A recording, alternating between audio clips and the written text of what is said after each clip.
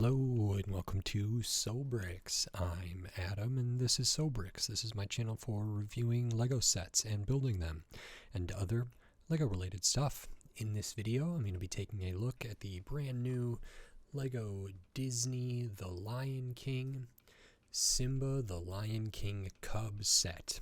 This is set number 43243.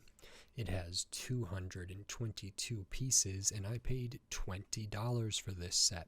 This was one of the, I believe, June 2024 releases. I think it releases the same time as the big one, the 18 plus one. So there's one of these that is, I think, in the 1,400 piece range, and it retails for like $120. And there's also this smaller one, and I'm interested in both of them. I still haven't gotten the Tuxedo Cat, and I do want that, and I would like to get the other Simba as well. I thought it was really interesting. As I've said before, and I'll say it again, I do like having, different scales of the similar thing, which usually applies to buildings or like spaceships or cars or different things. So I like to have different versions to compare, and this might be one, if not the only time that something like this has happened. So kind of a brick built animal, two brick built animals that I can compare at different scales. As I understand it, it's also maybe a little bit, I don't know if there's like an age difference, if the bigger model is supposed to be more of the I guess kind of the middle stage, if this is like the child and then there's like grown-up Simba. Maybe they would do a bigger Simba at some point with the mane and everything, but anyway, in this video, this is what we're talking about. I really like the box design here.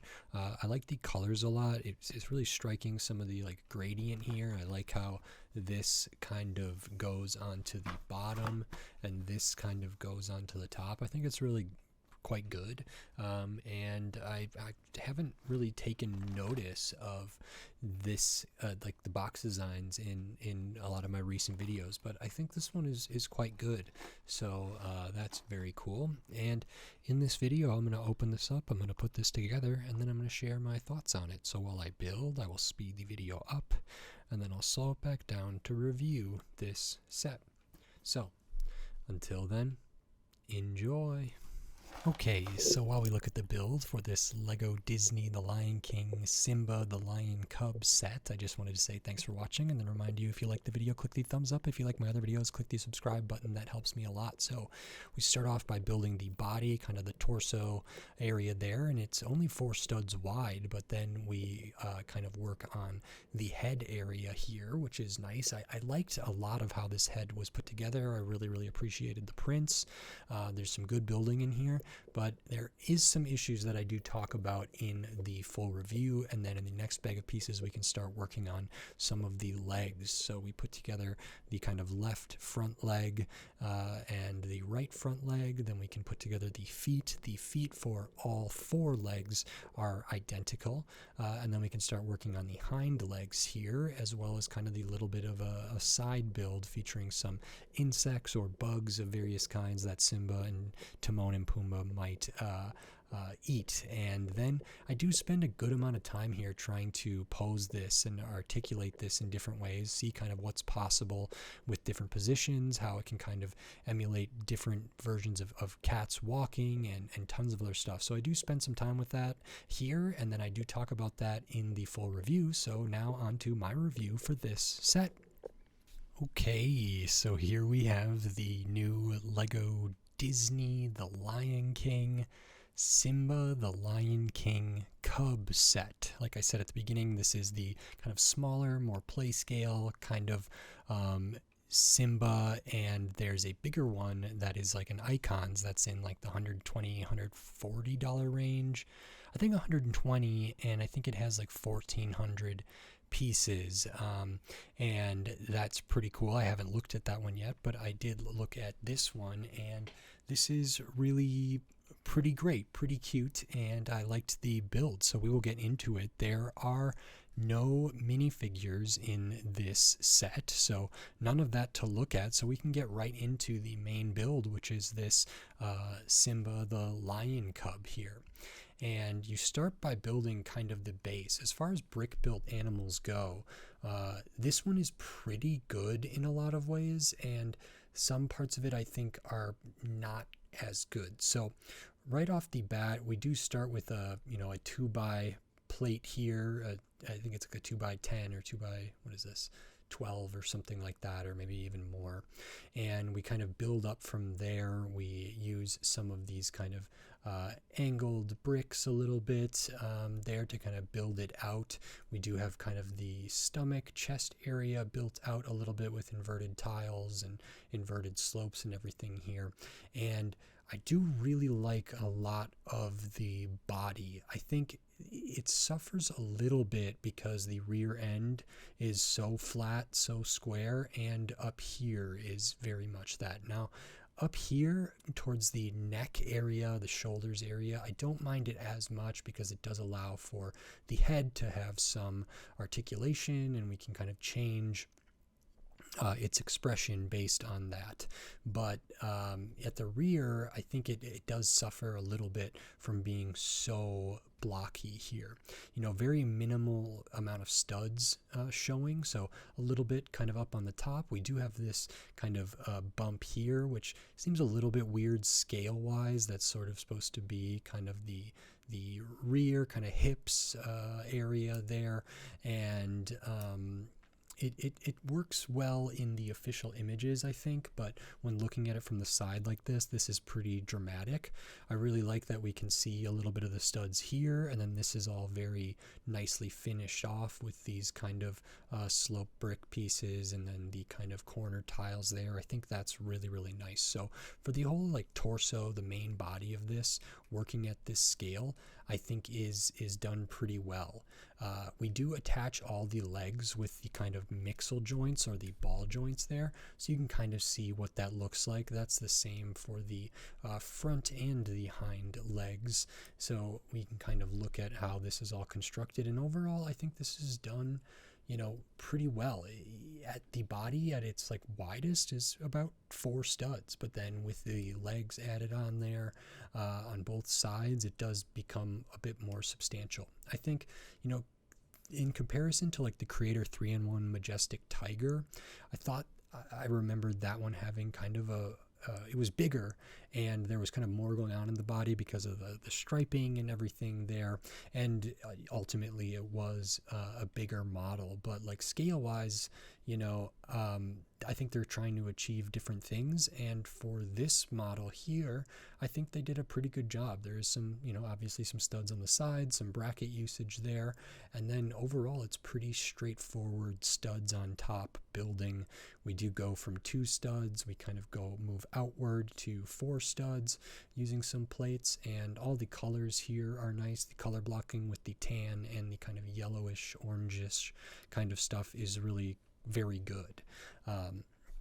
Moving on from there, I think we can look at the tail. It's very, very simple, but nicely done using kind of these technic-ish pieces that they use for trees and roots and all different stuff. And then another one up here, we have the cone piece, the hollow stud, and then the kind of like flame piece there, or feather piece or whatever, in kind of that same brown, which I think works really, really well for the tail here.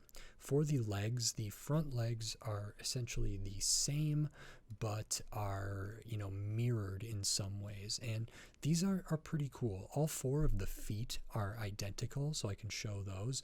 We use this like 1x3 kind of slope piece here, so it's 3 studs on top, 1 stud on the bottom, kind of inverted slopes there. We do add the 1x1 with the clip and a couple other 1x1s, a 1x3, a 1x1, and then these kind of round pieces for the toes there. And I think that's all pretty good. All 4 of the feet are exactly the same. Looking at the front legs, you do make room for the kind of mixel ball joint there, but it sits kind of recessed in, so you don't really see that. Like, this is really, really flush to the body there, which is really, really nice. And then beneath it, this part also in here rear is very, very close to kind of the belly and chest area there, which is really nice.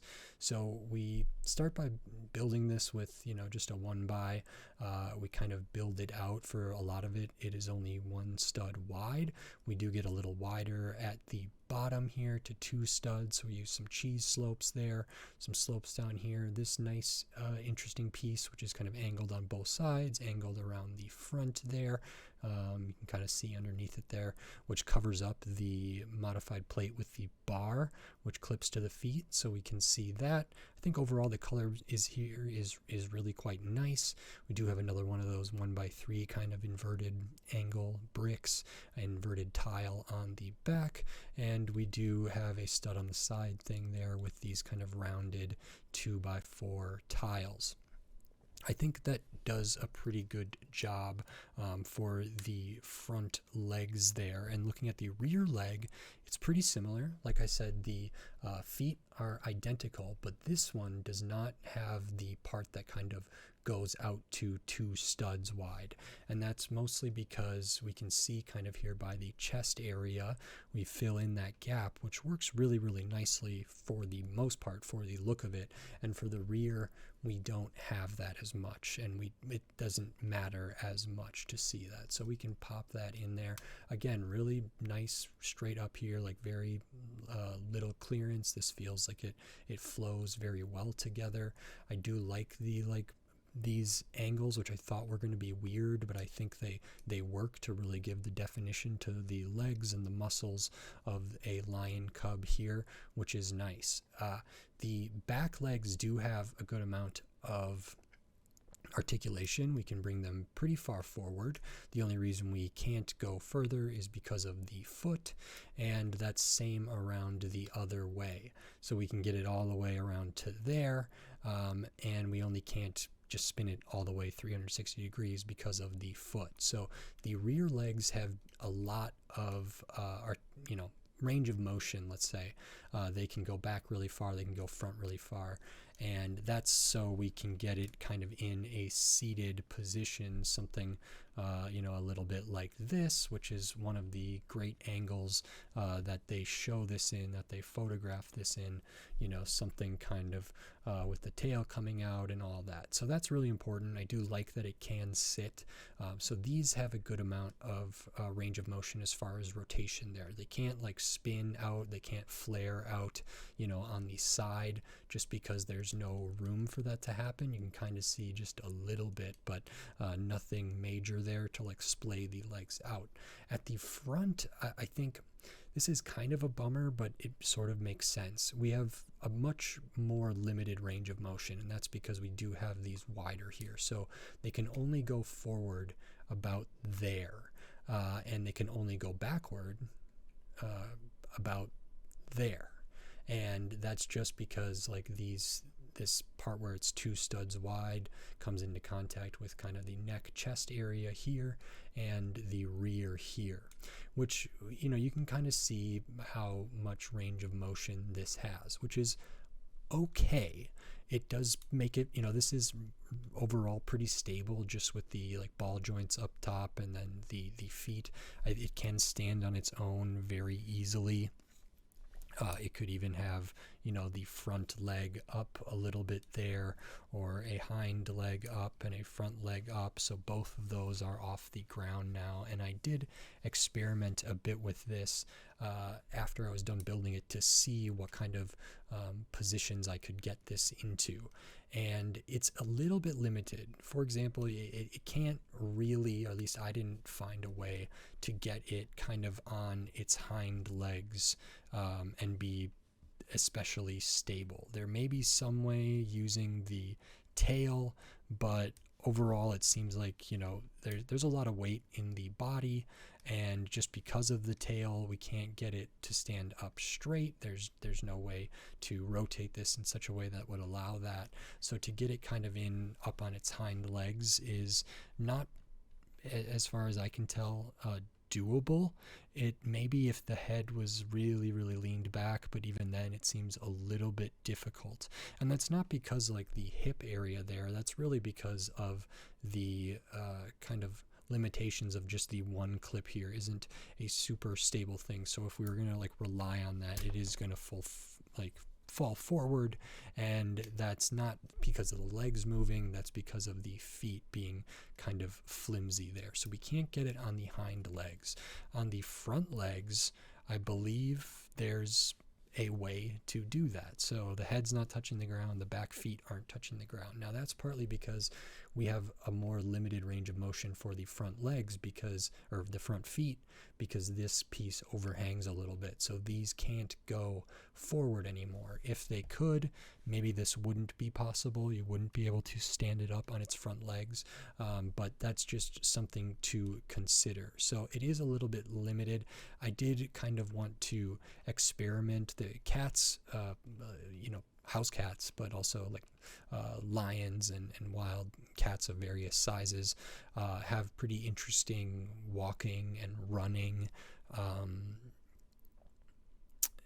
I don't know what the term is. They walk and run in some interesting ways. So like, for example, a lot of cats, or maybe all cats, that kind of walk in such a way that their front legs move, and then the hind legs kind of move to the exact point that the front legs do.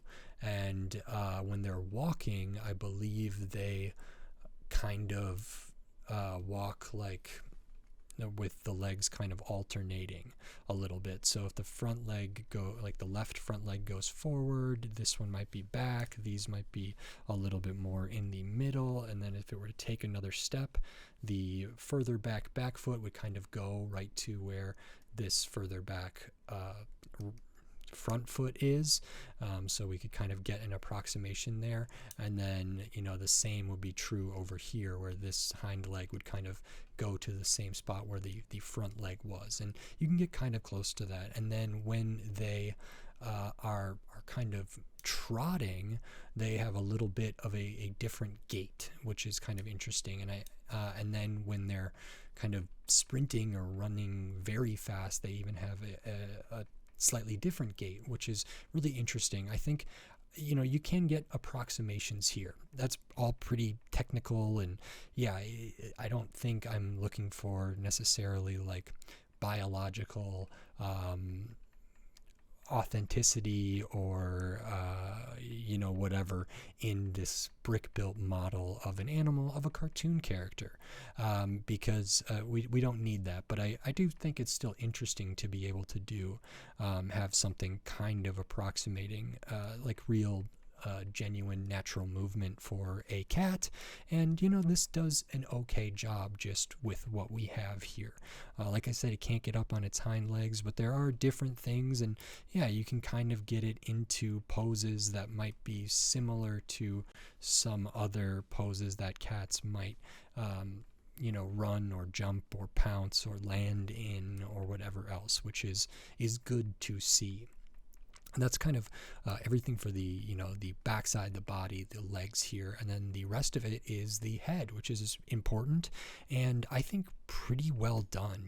This reminds me, I don't know if the scale is close, but just from the piece count and the price, there's like a Jurassic World set that's like a brick built baby dinosaur that I think is supposed to have I think is relatively similar in scale to this in piece count and price, and has some interesting building techniques here. I think the head probably has the most interesting building techniques, but it's still maybe not perfect. So right off the bat, there are no stickers in this set, which means we have the ears, which are printed on those kind of 2x2 round tiles, or maybe they're technically 3x3 round tiles there.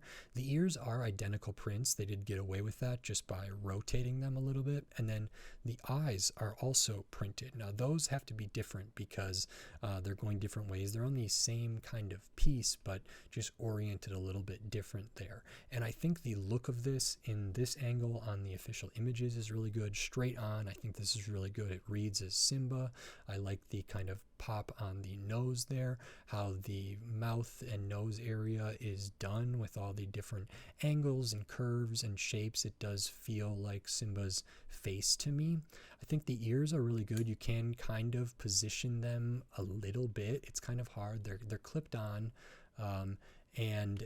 so you can position them, but it's not super ideal, and that's because of how the eyes are put on. So I think the eyes look great from the front. We can it's attached with kind of a bigger ball joint here, so we can go up and down a pretty good way. We can go left to right. We can turn this all the way around if we needed to, so we can kind of get Simba in a position that's similar to some in the films and in the animation, and also like on here, which I think looks really good. It can be pretty expressive by kind of shaking its head or turning its head to one side, or looking down or looking up, or whatever else, depending on what it's interacting with. So I think the neck area is pretty good. The back of the head is very, very flat. We do see some different colors back there, which doesn't bother me. I mean, if Simba at this age, at this stage, is a lion cub, they don't have their full kind of mane or anything yet, but maybe we see kind of the beginning of that, or just the start of some of that. And you can see how this is done. I do like the hair, how the hair is done, like the tuft of hair up top with some different slopes. And overall, I think the shaping and the build for the head is rather well done, so it's pretty good. I don't love the profile, and that's because of the flatness here, seeing how the ears connect a little bit, and then seeing how the eyes connect. So the reason these ears are a little bit weird to articulate is because the tile is actually tucked behind that hinge piece there. So you can pop it out and then like turn these back a little more. You could also rotate the tile to make the ears be in a different orientation there, although I don't know if that would look proper. But normally, the way that it's built is that this tile is behind that hinge piece, and then they did have, I think, an acceptable color for the kind of base of the hinge, but the actual hinge piece is not the best color there. You can see it from the top, you can see it from the side. I think it's just light bluish gray, but it might be kind of that teal-y kind of color as well. So that's how you get the angle, which these eyes at that angle do a really good job rounding out the face. I think this angle is really, really nice. Very few gap or limited gap up front, which is great, but the gap back here isn't the best, and I don't know if there's a way they could have corrected for that. I don't know if there's a way that maybe the ears could have like overlapped that a little bit so that wasn't as noticeable, and then the ears would have more articulation. I'm not really sure if that's possible, and it's the same on the other side. So we do have the eyes. You can kind of fold those open. It looks very, very creepy and weird like that, but when they come together, I think from the front, this shape is really well achieved, really, really nice. But I think it loses a bit of its charm and a bit of its quality when looking at it from the side, or even when we're turning the head to one side and you might get an off angle. When it's sitting and the head's kind of cocked to one side, it does have a pretty clear kind of photogenic angle here, which is avoiding being too far to one side or too far to the other, so that you wouldn't see those parts there. And like I said, I don't think that's actually something that can really be changed so that isn't as noticeable, except for maybe a recolor.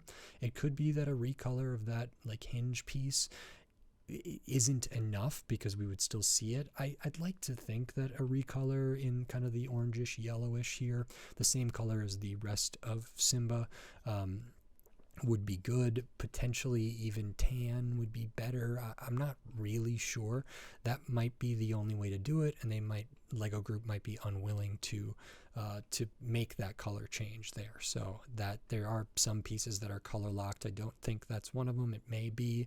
So that's just something there. I think, the production quality for the eyes and the ears is really, really good. I'm glad they're not stickers. And I think it was clever that they were able to make these pieces the exact same. They weren't able to do that with the eyes, and so I'm really glad they're not stickers. They look great like this. The design for the head in many ways is very well done, and maybe my favorite part of the whole thing. It is just not perfect, and that's kind of everything with Simba.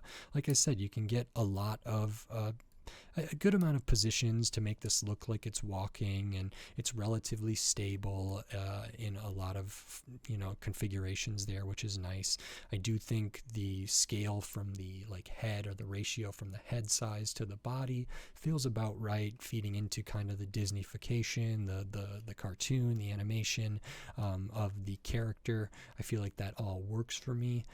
So I quite like this. There is a little bit of a side build. It's the last thing you build, and I believe this is what do Timon and Pumbaa call these? Are they called just grubs, or grub, or something? Which is like the insects that they teach, or the bugs that they teach Simba to eat when Simba is with Timon and Pumbaa. So we do have the kind of ladybug prints here. We have a little bit of a snail done with these nice kind of lime green cherry pieces, and a bracket in this nice color. We do have I don't know what color this is, but it is a hot dog piece. Maybe it's supposed to be a worm or something. And then we have this nice recolor for this, well, I don't know if it was a recolor for this, but it is an interesting color for the croissant piece, which makes this look kind of like a slug or something like that. And I think that's really cute. It's not super huge, just starts on a round thing, and the snail is on a jumper. It's easy enough to remove, so that could be a thing, and we can get Simba kind of close to being able to eat that. Not all the way down there, but if you kind of sit it down or extend the front arms down, you can get pretty close to being able to num num num and eat the kind of little, I can't remember what they call them. Is it grubs? Is that right? But they're just bugs here, and then kind of a leaf sort of area down there as well. And I think that's a nice inclusion. I don't know if that was just piece budget left over, or if they always wanted to include that. It's a fine side build, nothing like crazy interesting, unless if this is a new recolor specifically for this set. I think that's really great. It does work really well, but I'm not sure if it is an actual recolor, or if this croissant has appeared in that color in other sets. I would have to check that out. And that's kind of everything here. You get the buildable Simba, the lion cub model that is posable and pretty expressive given what we have here, with no moving mouth or anything. A little bit of a side build, and that's that. I will show the extra pieces because you do get some. You do get an extra of the kind of flame or feather piece for the tail, the hot dog piece, the cherry piece, the print for the ladybugs, Technic pin there. I like when we get the extra of this 1x2 curved tile. When this has a jumper stud in the middle of it, it's too heavy to be an extra piece, but when it's just a full tile there, they do include that as an extra, so that's nice. That's used on the kind of snout and the mouth area right here, so you do get an extra one of those. And this set is 222 pieces, and I paid $20 for it. So I think that's fair. I think that's actually a pretty good price. You can probably get Creator 3-in-1 buildable animals for $20 that have more pieces than this or are bigger than this for the same price. They're unlicensed, and they're just a little bit different. This has maybe the Disney tax, the Lion King tax, if it exists, and this has all prints and new prints for this. So I think $20 doesn't feel terrible. Maybe if this was like a different toy of a different size that was kind of a Simba action figure type thing, animal figure that could be posed and whatever, maybe it would only be $10 or $15 or something. If I'm being honest, I would love for this set to be $15.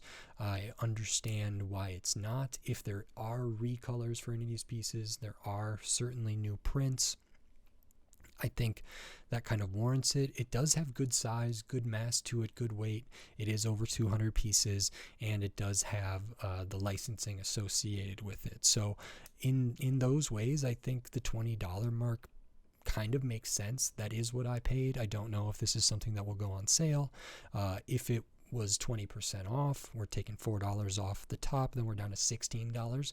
I think this for $16 is great, and I would like to see it there. If I'm feeling like this is a $15 model here, and this doesn't add too much in terms of value to me, then getting it on sale, which it could go on sale relatively soon. It could take a little while. I think it's generally safe to kind of assume that at various points from various retailers, Lego sets will go on sale.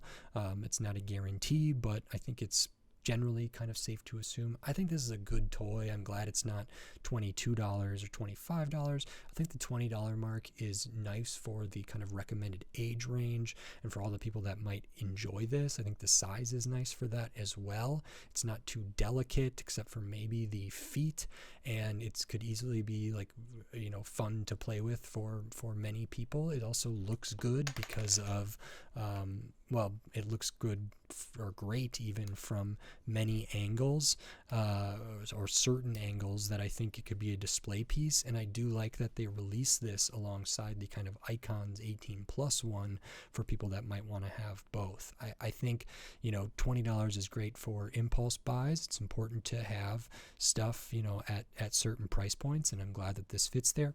Sure, $15 would be better. It'd be more affordable for more people.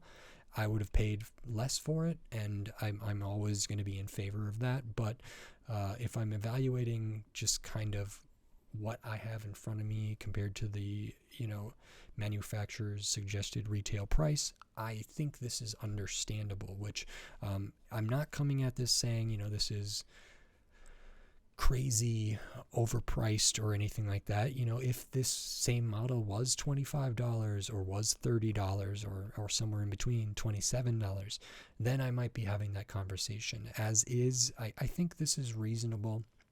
I would always like Lego to be cheaper, would like it to be more affordable, but this doesn't feel like a horrible example of aggressive pricing from the Lego group. So I'm pretty happy with what I have here. I am fine. I'm comfortable with the price I paid for it, and I think that's everything. I like this. So if you like this video, please click the thumbs up and give it a like. If you like my other videos, click the subscribe button down below so you can stay up to date on all the Lego videos I'll be doing here in the future, including more Lego Disney, probably the other Icons Simba model, the 1400 piece one, and then tons of other Lego sets from all different themes, all different shapes, size, price point, piece count, tons of different stuff. So subscribe so you don't miss any of those upcoming Lego videos. That helps me a lot. We're on the road to 2,000 subscribers. Check out the giveaway for the 1,000 subscriber thing. There's a video for that announcing it and how to enter and everything. I'm going to be giving away some poly bags and a Star Wars brickhead and some other stuff. I'm going to try to ship a lot of people things for free because they helped me pass 1,000 subscribers. So thank you very much. And then if you wanted to support this channel in a different way by giving money to the channel, you could do that here on YouTube with membership, supers, and thanks. And I have the Patreon. It's in the video description on my channel page, patreon.com/sobrick. So maybe consider checking those things out. It is a nice way to help support the channel, and I really, really appreciate it. So thank you very much. And with all that said, until next time, thanks. Bye.